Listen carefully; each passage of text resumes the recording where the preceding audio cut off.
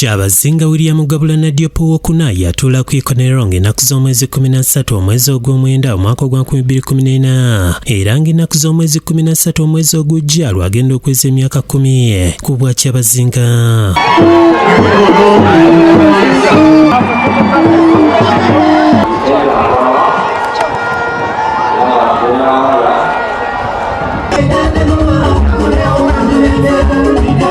Kati obusoga bulangiridde enteekateeka z'amatikkira era ssente w'akakiiko akatesitesi era nga minisita w'ebyobuwangwa mu bwa Kyabazinga Richard Mafumu agamba nti emikolo gigenda kubeera bukungu mu disitulikiti y'e Buyende. Ku mulundi guno nga tuyiddukira nga bwe gigeze emyaka 10 omulamwa kwe tuli kutambuliza amatikkira gano galika nti tuyidumbire ino okukuuma obutonde nga tubita mu kusimba emiti. Agamba amatikkira gano ge gagenda okusooka okwetabwako Kyabazinga ne ine bantu Jovia Mutesi. Mathias Nyadundo ssente wa Bukungo Town Council ategeezezza nga bali abeetegefu okwaniriza mwenemu. Bukungu kabiri tufunye omukisa ogw'endawulo era tuli beeteefuteefu okwaniriza ow'ekitiibwa n'abagenyi bonabona abaana abaidye nabo ate era omukolo ogw'ebyafaayo ng'ogwo ifa Bukungu abasinga twete tugubonangako. Ayogedde ne ku bikujjuko eby'enjawulo ebigenda okulemberamu amatikkira gano. Twida kuba n'empaka ed'amaato,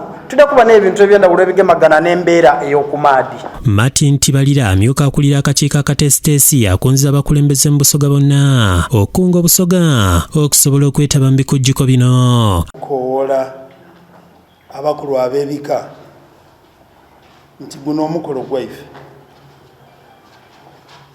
n'abakulu ba Busoga lukiiko gutte mu pulaani yaife ya buli lunaku okuva olwaleero. Amatikkira g'omwaka ogwaggwa essira lyali kubanja gavumenti bintu bya Busoga era ne ku mulundi guno ensonga eno yakusimbwako nnyo omulaka wamu n'okukubiriza abantu okusimba emiti okusobola okukuuma obutonde bw'ensi. Ivan Lubega yakusakidde eggulire lino ku lwa Bukedde TV.